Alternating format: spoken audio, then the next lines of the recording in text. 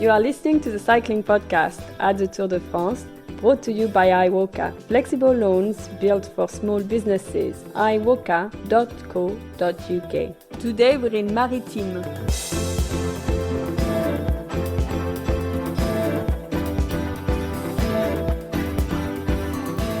Happy rest day, Lionel and François.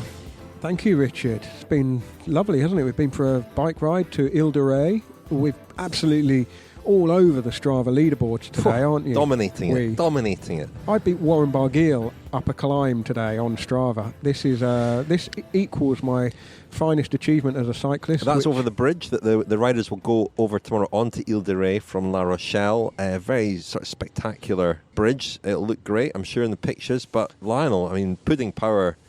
I was going to say, so you fly up there, equaling my finest ever achievement in cycling, which I was going to joke was being selected for Scotland in the Commonwealth Games. But there's no way I'm going to offend you. This betters that. I was actually quickest over the bridge today. The names lining up behind me, some of the finest in the Tour de France. We've got Connor Swift, winner Anacona, Warren Barguil, Tom Van Asbroek, Tim de Klerk, beat him as well. Yeah, a good day. I don't think those guys were taking it easy either. I think they were going pretty hard. I reckon they'll be going a bit quicker tomorrow, though, when the Tour de France stage 10 goes over the bridge and then finishes with a sprint, we think, in Ile de Ré. Well, we'll still be faster than these guys, in the car. Yeah, true.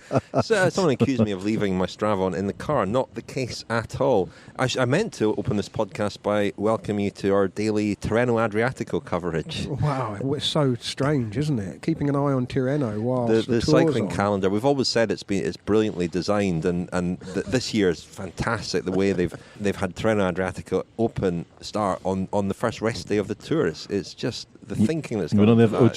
We don't have any audio diaries from Tirreno Adriatico. We don't. A thrilling sprint finish there. Have you got the tale of the Pascal Ackermann won? No. Pascal Ackermann, a great sprint by him. Arguably, as strong a sprinting field there as there is here, you could say. And that's a subject we'll cover in our episode of Kilometre Zero later this week. But this is our press conference episode, the first of two during this Tour de France on the rest days when we answer your questions. Without further ado, let's hear the first one. Hi, Richard, Lionel and François. This is Chris Lunn from Newquay in Cornwall. I'm just out walking the dog, which is when I listen to your guys' podcast, which is brilliant. Thank you, by the way. My question is directed more at François, really. I just wondered, is he a bike rider? Are you a bike rider, François? If so, to what level? And kind of bike do you ride? Just be really interested. If you're not a bike rider, do you do any other sports? Thanks, and keep up the good work, guys. Cheers.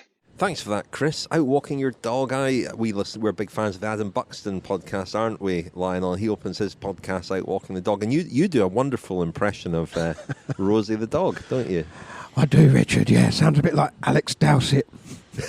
Well, yeah, your Alex Dowsett impression sounds like Rosie the dog. Anyway, it's a question for you, François. Well, walking the dog would be the most sports I do if I had a dog. So like Winston Churchill, no sports. Well, it's not entirely true. But I never was a rider. It's funny because I always was a cycling fan from my youth, but I kind of didn't. I was a runner, not long distance. I was 800 and 1500 runner. If you want to know how fast I went, I was about 1 minute 56 for 800. Decent. Which is decent. Yeah, I was my distance was actually the kilometer. I was very good. Over 1,000 meters, but it's not a race you do. Well, you do in the small categories actually. Run the 1,000 meters, but 800, 1,500. I did lots of cross country and stuff. But as soon as it went over 4.5 Ks, I'm not an endurance man. That's maybe why I didn't like riding that much. And also, I don't think I had the build. I was also a swimmer, breaststroke, very good at the age of 14. By that, what was my time? 1:14, I think, on 100 meters breaststroke when I was a teenager. And I was also a high jumper, 175. If you want to know everything, but so I don't think I had the. I was too light too tall and not strong enough to be a good rider. I tried quite a few times with friends, with bikes, and I don't know. I couldn't find the right position on the bike. Later in life, I loved mountain biking quite a bit. Because you just have fun, going down, putting like, because actually mountain bike is a lot like skiing. It's a lot like alpine skiing. You stand on the pedals and go down and try not to crash. That's mainly the way I saw mountain biking personally. So now, oddly enough, I have a standing bike at home, to practice when I do the work on my computer, and I kind of ride not very far, obviously on this bike for half an hour a day. By the look at the watts on my my screen, I'm not doing too well. But You're not in trouble the Strava leaderboard on no, I don't think so. Pont de Ré. I was just going to ask François whether maybe boule or pétanque would be your sport now, because there was an incident in Marseille, wasn't there? The Belgians came down to Marseille for a big tournament, beat the Marseille team 13-1, and then got beaten up. That's right. Trouble. Well, it was not the Marseille team, because the tournament you're referring to, you've got 3,000 teams that three competing in this kinds of world championships of pétanque. So it was a Marseille team, but I must. Well, it would take me hours to discuss the strange rules and the strange customs of pétanque. But I mean, how could I say, beatings and riots and scruffles and corruption and gangsterism are part of the game more often than not. So, but it would take an whole episode to discuss that. So we haven't got time for that. Let's crack on with our next cycling questions. Hi, this is John Hassel from New Jersey in the U.S. My question is for the riders among your terrific audio diarists. Who are the biggest gearheads in this year's peloton? And if you had to pick one of them to be your personal mechanic for the tour, who would it be? Well, it's a familiar voice, isn't it? John Harris Bass, you'll hear him on the Eurosport coverage. Thanks for your question, John.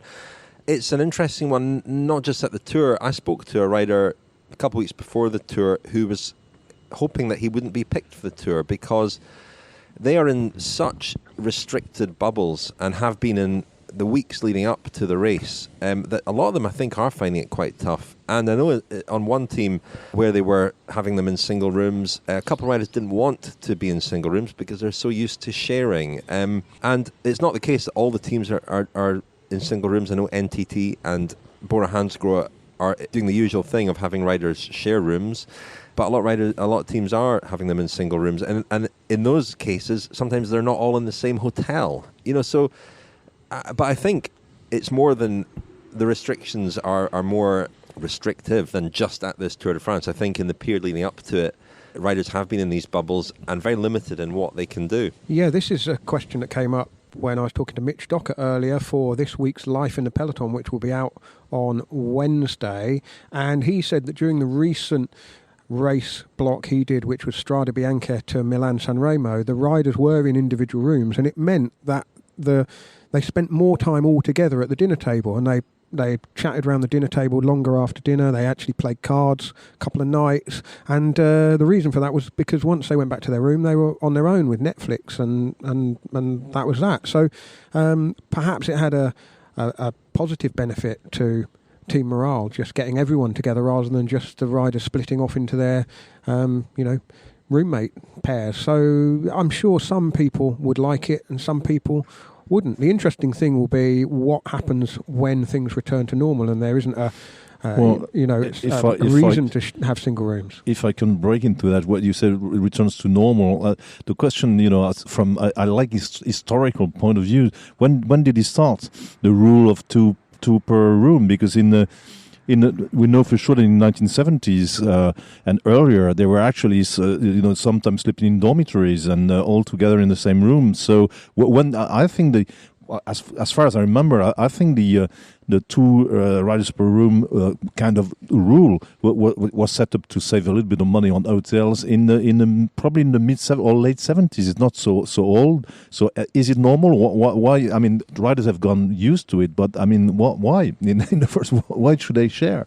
Well, the dormitories survived until certainly the mid to late 80s. I mean, Malcolm Elliott, Sean Kelly both talk about, maybe 20, 30 riders in some kind of school. I remember, a school, or particularly in the mountains, and probably more so in the Pyrenees. That's some sort of an outward bound type centre where school trips go to, and so. Yeah, it must be pretty off-putting. You put all the sprinters in one room and all the climbers in another dorm. I mean, I don't know how it worked. They used to all eat together as well. I mean, the old tour caravan, when you read the stories from the 1920s and 1930s, they were all having dinner together in a hotel with the tour direction. Well, of course, wine was on the table. So it's kind of new, this tour. I think my impression is, because ASO staff, they still share rooms as well. My impression is that a rule probably set by Félix Lévitan, I think it was around that time, was that since everybody involved in the tour caravan should share rooms, like a big traveling holiday camp or something, that and also saving money. I think that's the only reason why. You are listening to the Cycling Podcast, brought to you by iWalker. Flexible loans built for small businesses. Join 50,000 customers taking on life's twists and turns and scaling new heights with iWalker. If you run a small business, find out more at iWalker.co.uk.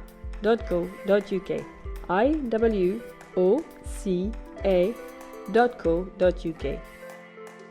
Thank you very much indeed to iWalker, our title sponsor. We are extremely grateful to them. They are helping us be on the road covering the Tour de France. Currently in La Rochelle, aren't we? I don't think we said where we were at the start of the episode, but we're in La Rochelle for 3 nights. And if you've run a small business and you'd like to know more about what iWalker can do for you, go to iWalker.co.uk.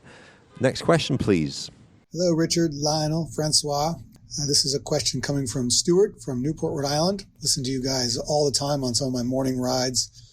Really make the time go quickly. I have a question for you relating to the recent success of Wout van Aert, and I'm wondering if this puts maybe a different spin on the career paths picked particularly by Wout and his cyclocross rival Mathieu van der Poel.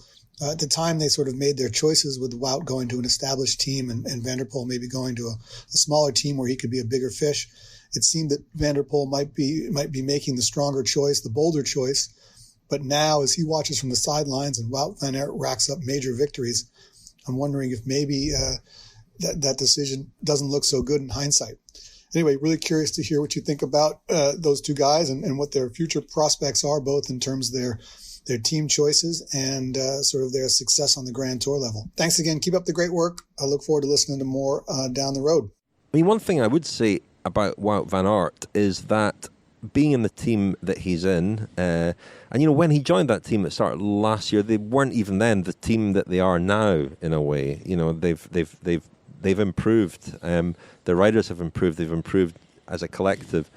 But watching him win the 2 sprint stages that he's won, I've been watching that thinking there's no pressure on him there. There's no. I was watching Mathieu van der Poel today at the finale of Tirreno Adriatico, and that team, and I remember we did an episode about Mathieu van der Poel earlier this year, a big interview with his father, Adrie van der Poel, and I spoke to a Belgian journalist who said that his team is basically Molteni reinvented. It's a team built around one rider, and the pressure's all on him. He is the talisman, he carries that team, and so that does put pressure on him, and whether by accident or design, Wout van Aert is in a setup where there isn't that same pressure. There are certain races, of course, where he is the leader and where he's expected to win. But I just thought he's raced here like a man without anybody expecting anything of him, with a sort of a freedom, a kind of sense of liberty. Yeah, because the team he's in, Jumbo-Visma, if he won Milan-San Remo,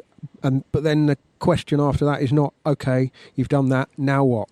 He's able to settle into a team support role here, whereas Mathieu van der Poel doesn't even get a guaranteed start in all of the biggest races, which because the team isn't World Tour level, and so the pressure is magnified when he gets the opportunity in the biggest races, and that in its very nature, by reducing the chances to win at the top level, it increases the pressure when he is on the start line at a World Tour race, and then it's all on his shoulders. It's not like there's anyone else in the team really who's going to deliver that level of victory. So yeah, completely chalk and cheese situations for the two riders. And I mean, you would think that Mathieu van der Poel would probably benefit from being in Wout van Aert's position more than Wout van Aert would benefit from being in Van der Poel's position. I think there are two mistakes to make when you start your career as a young rider. Is to sign for too good a team like Deceuninck, Quick-Step and Remco Evenepoel, because in this case you're not always the priority, in any type of race. And the other mistake is to sign for too bad or too low a team, because in this case, as you said, you're not entitled to take part in all the World Tour races. In the same time, all the pressure is on you. So to sign for a middle of the table team is probably the best move when you're a young up and coming rider, because once you start delivering, you can go to the higher, richer team. Where we've all thought, Mathieu van der Poel, the decision to stick with his original team was maybe a mistake, and Van Aert is probably in the ideal position. That, as you said, no pressure because everything relies on him, and no pressure because there are other priorities in the team. There are other priorities for Jumbo-Visma, but as we saw, and in the case of Van Aert, is actually in a position apparently to be some kind of a priority in any kind of terrain. So yeah, obviously he made the best choice. I mean, yeah, let's not be too hasty, however, in writing off Mathieu van der Poel, because as we discussed in that episode of this year, he also wants to race mountain biking, and he wouldn't be able to do that in a lot of World Tour teams, or maybe in any World Tour teams. Well, you're not allowed to ride a mountain bike in the Tour de France. Yeah, we've seen, a comparable case is actually Tom Pidcock, who's just won the Baby Giro, and he's delayed turning professional with a World Tour team in order to do other things and enjoy himself. And what's wrong with that? Mathieu van der Poel wants to go to the Olympic Games and ride the mountain bike race, as well as riding as many of the top road races as he can. And it's far too early to sort of say that he's made the wrong decision, I think. And without piling all the sort of pressure onto Peter Sagan, Peter Sagan is 30 now and starting to look a little bit like the fire's gone out a little bit. He doesn't look the same sparky character that he was even 2-3 years ago. We know he's supposed to be starting the Giro d'Italia. That's an awful lot of Grand Tour racing back to back with only a couple of weeks off, and you've got to assume that he's going to do the World Championships in between. So a heavy old schedule for him, but he doesn't look like a rider who's having fun, and that may be a consequence of being so good, so young, and kind of having the pressure on his shoulders for getting on for a decade now. Richard, Lionel and François.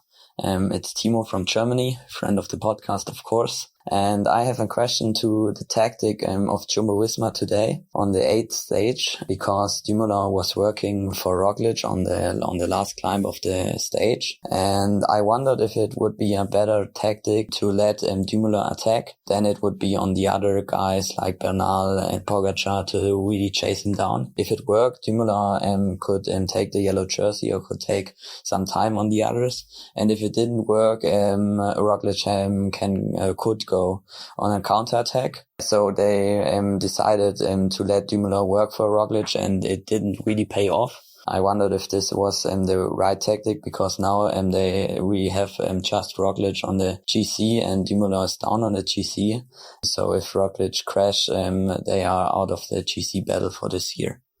And yeah, I thought there would be some better tactics to go on.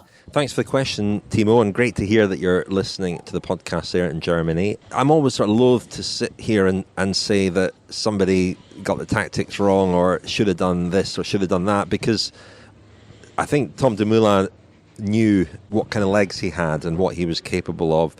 I think that, we were talking earlier about Wout van Aert and the freedom that not having all the pressure on him affords him. And I think that can be also a curse as well as a blessing. Because if Tom Dumoulin had been riding as a sole GC leader for Sunweb or somebody, he'd have been forced to be a lot more canny and cagey and not have to make that decision to effectively sacrifice himself for Roglic. And he would have sat there, and you know, it's a long race, it's 3 weeks long, and in the third week, Dumoulin might find that others are more tired than he is. He obviously doesn't feel at the moment that he's going to be able to contend for the victory in this Tour, but I am tempted to agree with your analysis that if you've got the matches to burn to put in that kind of acceleration at the front of the group, why not spend them instead on an attack? Now, Tom Dumoulin, if you're listening, will probably say, well, I didn't have the legs to attack. I would have just looked silly, or I wouldn't have got anywhere at all. And he's not an explosive sort of rider. You know, I remember the Giro d'Italia that he finished second to Chris Froome, and you know, the day after Froome's great escape, Dumoulin was still in the race, and we were looking forward that day to Dumoulin really, you know, fighting to try and get the pink jersey back. And he's not the sort of rider that's going to launch kind of Mikel Landa style attacks on steep climbs at all. So it's maybe not in his skill set. But yeah, I mean, I'm sympathetic to what you say. Hello, chaps. I wanted to ask you about the little piece of audio from Seb Piquet that you play when it's time to hear a message from one of the sponsors, because you've been using it for a while, but I don't think I've ever heard the origin story behind it, and that has allowed my imagination to fill in the gaps. For me, I love thinking about Napalm deciding to give Richard the day off and taking the driver's seat for that stage, but in a moment of distraction, maybe a cornichon falling in his lap from the sandwich he's eating for lunch, he gets too close and accidentally clips the back wheel of Thibaut Pinot, who's trying to make his way back to the bunch after a puncture, causing a chain reaction crash that takes the French favorite out of the race for yet another year. So tell me, how close am I? Thanks. Thanks, Greg. Well, in terms of the translation of what Seb says, François? It means, well, chute au peloton. Crash. It means crash in the peloton. It's very simple. Cycling podcast. It doesn't mean please shut up while I'm talking or something. It's just crash. Yeah, crash. And there's a funny thing, because the former speakers didn't use the same words, and when Seb came on the scene as the tour speaker, he had this famous phrase that made everybody laugh, and it was Radio Shack at the back of the pack, Radio Shack at the back of the pack. And so it was kind of a little rhyme, you know, his own little motto in a way. And so it's so at the back of the pack remain kind of Seb's trademark. Well, Seb, I should say that we were looking for a voice to introduce the adverts that we play in the podcast, to have a little break, a little wall between the editorial content and the advertising content. And I just asked Seb if his voice is so familiar to us. It's the voice of bike racing now, and I thought his voice would be perfect in that slot. So I asked him to come up. He sent in a few suggested phrases, and that was the one we liked. And just to clarify who Seb Piquet is, he is the voice of Radio Tour, as we always say. He sits in the passenger seat in the front of the basically the chief commissaire race director's car, and he is the eyes, and he's looking out for anyone who has a puncture or a crash, or a rider puts his arm up in the air, and then he's relaying that message that the team cars behind need to come up the convoy to service or help out, offer assistance to the riders. So that's the voice. Seb Piquet's voice is the one that is in every team car. That's who the sports directors are listening to. He's giving out the time gaps. He's giving out the race numbers of who's in the breakaway. He's basically keeping the entire tour show on the road day in, day out. And, well, let's hear from him. Chute à l'arrière du peloton, cycling podcast team car at the back of the pack, please. That's Seb Piquet, the voice of Radio Tour at the Tour de France. Remind us to tell you that our coverage here is sponsored by the Wattbike Atom. In this episode, we're going to hear from a Wattbiker called Robert Ramsden Board, who has never actually owned a road bike. He used to be a regular mountain biker, but in the past year, the Wattbike Atom has become a huge part of his life, helping him to lose weight, get fit, and meet a community of cyclists on Zwift. My cycling journey is sort of one where I got to a good level with my mountain biking, to the point where I was doing some events and enjoying myself getting muddy. But then, I had this sort of hiatus where I didn't cycle, and the Wattbikes got me back into it, albeit in a virtual world rather than a physical one. And I still have yet to own a real life road bike in my life, in my adult life. So my journey really was one of sort of a personal journey to try and get fit. I started using Zwift a bit on a treadmill, and then very quickly wanted to transition to the cycling side of things. And I wanted something that would be comfortable and good place for me to spend a reasonable amount of time. I think that's quite important with these products. I mean, when it arrived, I thought I would be having a relatively solo journey to fitness, and I would just be sort of sat on this thing, pedaling away, and I hoped that I would, find solace in Netflix to keep me from getting bored. And in fact, total opposites happened. I've used it to hook up to the online platform Zwift. I'm now part of a social community on there, which has transformed the training for me. I use the group ride function. So I have a significant amount of rides that I do that are with people all over the world, some of whom I sort of virtually know now, and we've hooked up on social media. So far from it being a solo platform at home that you're sort of pedaling away just on your own, quite the opposite. It's been transformational in terms of the experience with it. It keeps you coming back. And, I saw the numbers drop, and I was dropping 1 kilo a week, and I thought, well, this is working. So if it's not broke, don't fix it. So I'm down about 20 plus kilos now. Yeah, I'm fitter and healthier than I've been in a long time. And mentally that makes you feel good, right? When you have to buy new clothes because you've got too small for the old ones, that's quite a cool feeling, actually. So, yeah, it's been great. If you'd like to check out the Wattbike Atom, go to wattbike.com, wattbike.com. You can buy one now from £90 per month. Hi guys, my name is Will Whitmore and I live in Mercersburg, Pennsylvania. While I've been watching the early part of the tour this year, like many, I'm struck by the lack of crowds. But I was wondering, is a lack of crowds on mountains changing how the tour is raced? There are no tunnels of fans to go through, and this leaves a lot more open road for riders to spread out. Be interested to hear your thoughts or some of the thoughts of your diarists on this. Thanks, and keep up the good work. Thanks, Will. You maybe recorded your question before we had the stages in the Pyrenees, and I think we saw probably bigger crowds there than we expected. Partly, I suspect, because it's close to the Basque Country, and you always get a lot of fans from the Basque Country in the Pyrenees, and they're very passionate, and I think they were bigger than we expected. I asked a couple of our diarists last week whether fewer people made the race feel different, and they tended to say no, because it's the Tour de France, and the biggest sort of thing that affects them is the fact that they're racing against the best riders in the world, and they're all in kind of peak form. This is the race that everybody cares most about and which matters most. And so while on the outside it might look slightly different, on the inside I think it's still the same sort of physical challenge. It's still as competitive, as intense as the Tour de France always is, because it still matters just as much. And the idea that the spectators might provide some kind of a slipstream because they protect you from winds, or seems, if you look at the figures in the climbs in this Tour de France, it doesn't seem to be the case at all. And also with the cheering, you might think that the cheering can help them out, can help them. Well, they seem to be really going for it, regardless of the cheering or the eventual shelter from wind or air. So I don't think it changes lots for them. The only thing I think it might change is if you have a final climb, summit finish with a light crowd, and they don't crowd in quite so much, because sometimes on the summit finishes they are riding through a corridor wide enough for one rider, which means that the rider in second or third place can't put in an acceleration and go past. So if we saw a summit finish where they're able to race on 5 metres of road instead of 1.5 metres of road, we might see some tactical differences that we perhaps hadn't expected. But we'll have to see what the rest of the mountain stages have in store. Do you believe there might be a winner for the Tour de France from a country different than Slovenia or Colombia? Well, thanks, Andres, for your question. Slovenia or Colombia? Richard?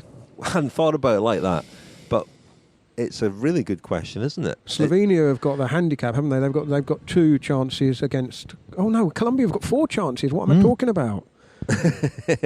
Who might win it that's not from Colombia or Slovenia? My mind's gone blank. Well, if you look at the GC at the moment, I think the French are the best place, oddly enough, with Guillaume Martin and Romain Bardet, who are up there in the GC. But for some strange reason, I can't really believe a Frenchman will win the Tour. We saw Guillaume Martin out riding his bike today, didn't he? But he didn't trouble us on the Strava leaderboard. No, he didn't. So I'm not sure what that says about to answer the question, then we're ruling the French out. Sorry, François. Yeah. So don't be ridiculous, François. It's Pog and Rog against Bernal, Quintana, Uran, and Lopez has got to do some bottle duty after for the Team Colombia here, hasn't he? But I still think Colombia probably. No, Slovenia. I think Slovenia. No, Colombia. Hi guys, Keith in Edinburgh here. This might be one for a more in-depth Kilometre Zero investigation, but I've been pretty disappointed by the lack of nicknames for this young crop of pros. In the olden times you had the Badger, the Cannonball, and there was always ones like King of the Bidons or the Terror of Penzance or something like that. I mean, the only ones I can think of just now are, of course, Superman, Pog, Flying Black Pudding. But why aren't there more? Van Aert doesn't have one. Bernal, Pinot, Froome. I can't think of anything for those guys. Well, Keith, it's a terrific question. Nicknames, they're not as inspired as they used to be. Someone asked us earlier in the week if we could come up with a nickname for Sepp Kuss. Daniel's good at coming up with nicknames. I think among the nicknames that he's come up with are, he famously came up with the nickname Cuddles for Cadel Evans, which really worked well. Any others? I mean, Pog and Rog, obviously. They're not nicknames, they're just abbreviations of his name. The Birdman of Bogota for Egan Bernal. I don't know. Does he soar away in the mountains to earn the nickname Riders Birdman? really have to embrace a nickname, I think. The disgraced Ricardo Rico really embraced his identity as the Cobra, didn't he? There's got to be a sort of, I'm not sure if there's a tongue-in-cheek element to it. I like the Shark, Nibali's kind of embraced that. Riders do have to embrace it, but... the Librarian for Guillaume Martin, maybe? The Librarian. I'm not sure he would, you want the to... The professor's already gone because Laurent Fignon was the professor. Was, but I don't think Laurent Fignon liked to be seen as the professor. He referred more to his glasses than to an actual. Okay, he had these A level as well. So there you are. No, I don't think Guillaume Martin would be. Which we might ask them. If within the team they have a nickname. Maybe they do. Well, famously before the tour, we found out that Team Ineos riders nicknamed Pavel Sivakov Putin. That's quite good, but I don't see him embracing that really. No. If anybody out there has got good suggestions for nicknames, any please. rider in the Tour de France and a nickname, tell us on Twitter. We've got the goat now, haven't we? Ilnur Zakarin is the goat. Yeah. We've got the flying pudding. What else? Nickname suggestions on Twitter, please, @cycling_podcast. Well. But as I was listening to the question there, it was a sort of question. It was a sort of question you might perhaps mull over a bottle of wine. Le vin du jour. À votre santé. Well, François, our wine of the day is the local Chateau Perronat. Well, it's not really local because it's from Blaye. But I see why it's been big, because on the transfer we did from Pau to La Rochelle, we went past the estuary of La Gironde, where and Blaye is on the northern part of the mouth of the Gironde. So we're in the Bordeaux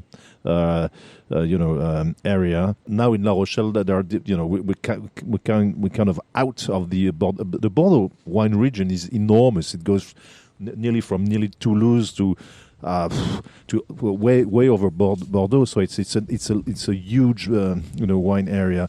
To be honest, I'm not a great fan of Bordeaux wines. They have a little bit too much tannin for me, and that's the main thing. People who like Bordeaux like the tannin taste. I was going to say, people who like Bordeaux really love Bordeaux, don't they? They do, yeah. But it's because of the tannin. Yeah, the tannin is the slightly, it's like with tea. You got lots of tannin in tea. It gives this kind of a creamy taste to wine. It's quite flattering, but I'm more into fruity wines, so I'm not. But I must say this one, because for once it's a 13.5. There's not so much alcohol in it. There's no wood. So from time to time, Bordeaux wines are wooded. They put in casks and they have the taste of the. It's very natural, and it's even for a Bordeaux nearly almost fruity. So it's I'm not a Bordeaux guy, but this is very. I mean. It's an organic wine, François? Yeah, it is organic wine. But it is, unless you go, the problem with the Bordeaux wines, for them to be excellent, you need to go to the very top of the league, and then they're out of reach, I mean, in terms of, financially. Mouton Cadet or Mouton Rothschild or Chateau Lafite, I mean, they're wines you'll buy for 100 euros or sometimes more than that, and the bottom of the league in the Bordeaux wine is sometimes very disappointing. This is okay. Well, I'm picking up unoaked flavours of raspberry and cherry fruits with a bit of caramel. Do you know which package? This is in the Grand Tour. Well, the big 24-bottle case. It's actually tomorrow's stage wine, this one, and it's part of the collection put together by Greg at Divine Cellars. Thank you very much, Greg. If you want to buy a case of Cycling Podcast wine, they've got green jersey, yellow jersey, different sizes of cases. Go to divinecellars.com. On with another question. Hi guys, Mike from Oxford here. Thank you for all the shows that you do. And the question is, what are the rules on jersey design, particularly for the Tour de France? I noticed that the Jumbo-Visma jerseys are predominantly yellow on the back, so you might struggle to distinguish between them and the yellow jersey wearer. So I thought there were rules and regulations that stop that. So if you could explain that to me, that would be most appreciated. Thank you very much. Thanks for that, Mike. It is a curious one, Jumbo-Visma and their predominant yellow kit. And because in the old days, remember Once used to change to a pink kit, didn't they, at the Tour de France? They had a yellow kit. So did Mercatoni Uno after that. That's right, yeah. So I don't know what's changed. Have the rules changed? What do you think, François? I think there are still rules, but if you look closely to the yellow jersey and the Jumbo-Visma jersey is more like lemon yellow, kind of with greenish shades maybe, and the yellow jersey is far more warm, kind of a warm yellow. So I don't think really, nowadays with the color TV and if you have normal visual disposition, you could mistake one for the other, and also the blue. I mean the other black and sometimes blue. Parts of the jersey are big enough, I think, to avoid any confusion. We should actually have a look at the rule book to see whether there are like dimensions or stuff. There might be, but I haven't asked the question. Or I'll ask Jumbo-Visma about that actually, because I have got an interview set up with Richard Plug, the boss there. So I'll ask him about that. They have got black shoulders, so when they're all leaning forward, you can tell. The one that causes the greater confusion, or did until now, was Primož Roglič, because he's in a yellow version of the Slovenia Champions jersey, which doesn't have the black shoulders. And, my views on that are that the Slovenian Champions jersey really ought to be Slovenian first flag man colours. Since Merckx to wear the yellow jersey from start to finish, maybe?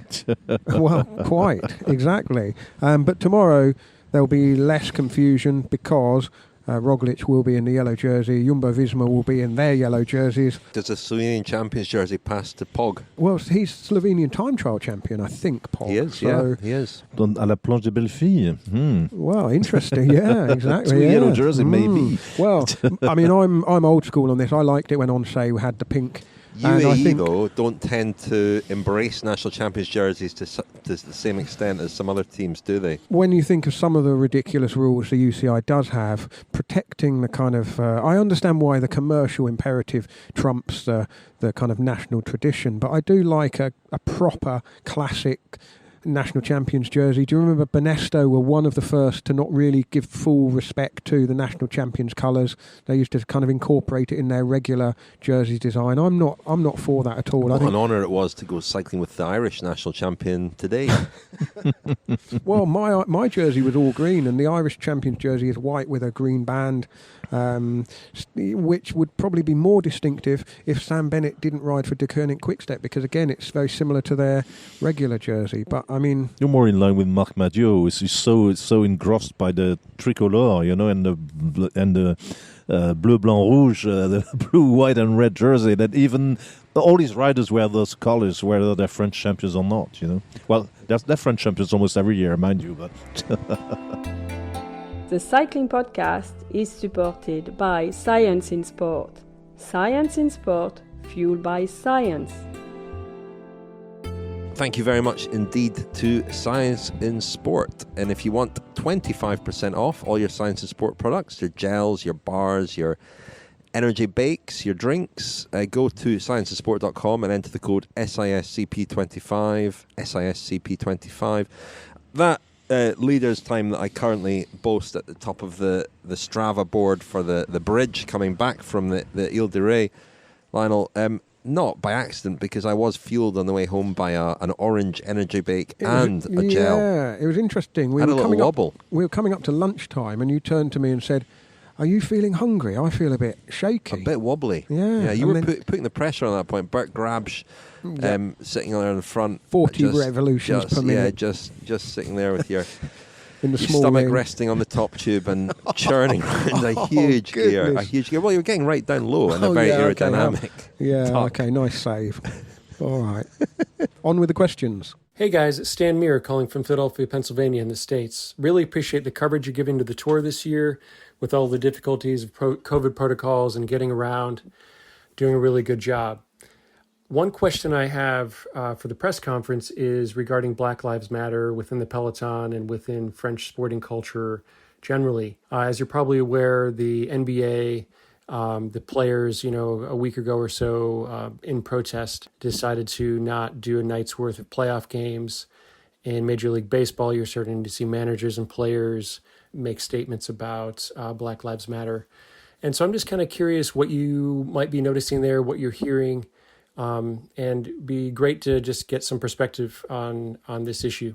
So thanks again for your coverage, and stay safe out there, and I hope you get around safely and that the tour finishes. See you later. Hi, this is Casey from Portland, Maine in the United States. My question is about the Black Lives Matter movement. Since the return of sports here in the U.S., many athletes and even the leagues themselves have showed their support for the movement. I know some international sports and athletes have also done the same, but I haven't seen anything from the teams or ASO at the Tour de France. I was just curious, since you were there on the ground, if you've seen any support or acknowledgement of the Black Lives Matter movement. Thanks. Thanks, Casey. And before that, Stan. I mean, this has been a topic that we've talked about on the podcast the last few months a little bit. And I remember, there was a lot of attention on sport and sports people who really did kind of step up when the Black Lives Matter movement burst into the global consciousness, I suppose. And at the time, there was no bike racing. And I remember Daniel saying that he felt that had there been racing on at the time, that cycling would have stepped up too, and we would have heard from riders. Racing has resumed, and perhaps the Black Lives Matter movement isn't as front and centre as it was then. But there hasn't been any kind of acknowledgement of it or mention of it, really. Kevin Reza is the only black rider in the Tour de France peloton, I think, this year.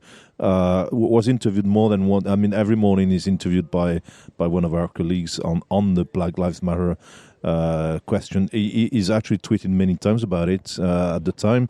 So there is still, you can say, an interest in it, and Kevin, in spite of himself, is standing up and being interviewed about it. But that's about it. I don't think we. Well, as you say, he's the only black rider in the race, isn't he? Maybe we should set you that task, François. Putting you on the spot to talk to Kevin Reza morning, because we haven't probably heard his point of view certainly on the podcast. I'll do it. Yeah, he's very articulate about it. His position is clear, and he's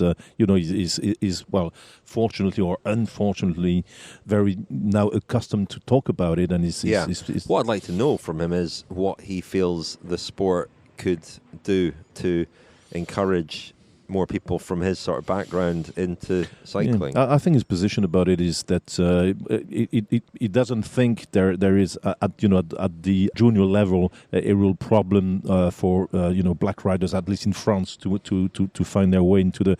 It's just that there's a lack of interest, he thinks, by young black guys to go into cycling, and they're more tempted to go to other sports, and that's probably the main. But I mean, I don't want to talk in his place, and we'll. No, it'd be interesting here. I mean, I did an interview the other day with the Pichoun, the group who are based in Toulouse, in quite a deprived and racially diverse area, and they bring young kids on the Tour de France every year, and they produce a radio show and a magazine, and they're one of the two good causes that we're supporting this year through the sale of Stacey Snyder's mugs and cups, and incidentally another batch of those will go on sale sometime soon. She's currently making them, but we'll play that interview as well at some point, because they're based in a quite a deprived part of Toulouse, where a Tour de France stage began last year, and that seems to be a cause that the Tour has embraced, and it's a mutual embrace, and they're doing their bit, I think, to bring other people from different backgrounds into cycling and into the Tour de France through a different way, through the media. So they had some interesting things to say, and we will hear from them in a future episode. Hi chaps, Stephen Fortune here, friend of the podcast from the UK. My question for you is, why wouldn't De Koenig Quickstep go all in for Alain Philippe to have the first French winner of the Tour de France for decades? Surely this opportunity to be legends in perpetuity overrides all other ambitions. What are your thoughts? Hello, Richard, Lionel, and François. This is Andy Gladstone from New York. Thank you very much again for your daily coverage. It's keeping me occupied and happy and smiling in my daily commute into New York City every day. Regarding Julien Alaphilippe and his mental state currently, on stage 4, he let Guillaume Martin take the podium. If you look, it looks like he held up right at the line, and Guillaume was able to cross third. Then the tantrum he threw in this stage, where he was cut off and sacrificed many spots in the end result. And obviously the bottle mishap is knowing that he had lost his father, and that is very emotional. But what preparation did he do during the coronavirus period? And is his head all there, or is he distracted by other things? He seems to be a distracted rider at this moment. I'd like to know what your thoughts are. Thank you again very much for the coverage. Look forward to every day's episodes. Thanks, Stephen and Andy. 2 questions about Julien Alaphilippe there. I mean, I've said a few times that I don't think he's quite the same rider that he was last year. And I suppose I wonder whether he went so deep at the Tour de France last year in trying to hold on to that yellow jersey. I'm not suggesting permanent damage was done, but he's not been quite the same rider since then, with flashes of brilliance, obviously. I think Milan-San Remo and up the Col d'Ez in Nice, we saw, the old Alaphilippe, but he's not appeared to me to be quite the same rider that he was last year. I think that's obvious. He's had a few health issues. He lost his father, which is obviously a blow psychologically, especially during the coronavirus crisis. I think it's very difficult for a rider to stay at the level he was last year, and with kind of winning everything, and all of a sudden finding himself in a position of a Tour de France contender. My impression is that last year was exceptional. Not that this year is any different from what is worth it. Actually, he won a stage, won the yellow jersey, he took the yellow jersey, which is already a huge task accomplished for a rider of his caliber. He showed in Milan-San Remo what the kind of rider he really is, which is a classics rider. And I think the focus for him on the GC and the Tour de France, and changing his approach to it, his diet, trying to get lighter and train more in the mountain, would actually probably spoil his talent, and there are many chances that he would fail, and in the meantime probably fail also to win other races he could win. A counter example could be Romain Bardet, who I think did very well in the Tour many times, but will probably never win it, and could have, and that's what he decided to do, could go for Strade Bianche or Liège and win those races as well. So and maybe another factor is that, as we see, every day, every 2 years, you have new young talents, and Alaphilippe is now not among the old guys of the peloton, but when you've got guys of 22, 21, younger than he is, coming up so quickly, maybe in the same registry as Alaphilippe, a guy like Wout van Aert is going for the same kind of races, is the same type of riders, only a little better, and that might affect the Alaphilippe's results. And he's in a team that wants to win often, would probably prioritise 4 or 5 stage wins in the Tour over a kind of a distant shot at the overall. And he's not in a team that is built to defend a yellow jersey or support a GC rider. I mean, when was the last time we saw Dries Devenins early in the race, some help on the climbs, but it's not a team built for a GC contender at all, De Koning Quick-Step, and they've got other fish to fry, so to speak. Sam Bennett still aiming for a stage win, a good shout for a challenge in the green jersey as well, and they've got a lot on their plate, De Koning Quick-Step, and so Alaphilippe last year was the kind of the cherry, the icing sugar on the cherry on the top of the cake, really, wasn't it? No one really expected him to go so long into the Tour, still in the yellow jersey, and finish so high overall as he did. And expecting that to happen again this year, I think, was a tall order.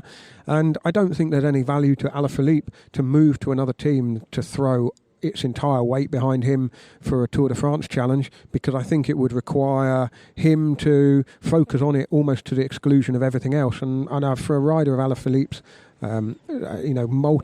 multiple talents, I don't think there's any point as well. I mean, he's somebody who I think people really enjoy watching him race, because he seems to ride on emotion and passion, and that's what carried him, I think, so far in last year's Tour de France. Well, we saw that, didn't we, in the mountains here? He made that last swashbuckling final, and of course he attack. might and arguably should have been in the yellow jersey, and he's lost time now, and he'll go for a stage win. But had he not lost the yellow jersey in those kind of curious circumstances, would he still be in the yellow jersey now? Maybe, because what we saw last year was when he was in that yellow jersey, he was able to fight tooth and nail to keep it.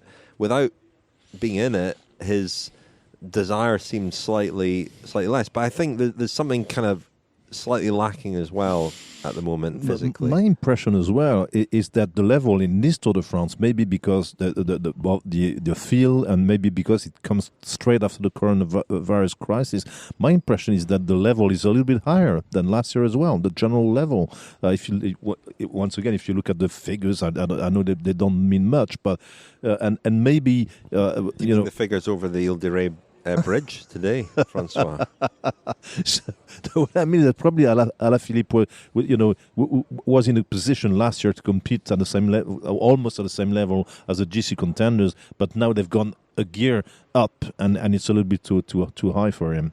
Possibly. Before we go tonight, thanks very much to all of you for your questions. We had a lot of written questions as well. Thanks for them. We did prioritise the audio questions because we do like to hear your voice. So we'll do another press conference on the next rest day. Please send in your questions by audio if you can, and we'll get through as many of them as we can. I think we were expecting some questions about things going on away from the race, but maybe nobody's interested in anything going on away from the race. The Tour is a Tour, isn't it? It kind of gobbles up absolutely everything. A new twist on that, actually, Lionel. The Tour is not the Tour this year. It's just a bit different, isn't it? Radical stuff. Could be a T-shirt. But before we go, couple of reminders. One is Kilometre Zero comes out every weekday morning, Monday to Friday. Today's episode was remembering Nico Portal, the sports director who died in March, aged just 40. And we've got some very moving interviews with Dave Brailsford, Fran Miller, Vincent Lavenu and Pavel Sivakov in that episode. And coming up, we've got more installments of the Audio Diarists, and we've got a couple of other special episodes this week. Kilometre Zero is supported by Zwift. Thank you very much indeed to them. And if you want to become a friend of the podcast, lots of people have been signing up, maybe just discovering the cycling podcast during the Tour de France. But if you sign up as a friend of the podcast, you'll get exclusive episodes, sort of documentary-style episodes, different things. And they are exclusive to friends of the podcast if you sign up at thecyclingpodcast.com. We'll be back tomorrow with stage 10 in we'll be in Ile de Ré. First time ever Tour de France been to Ile de Ré, which is surprising, really. But we'll be there.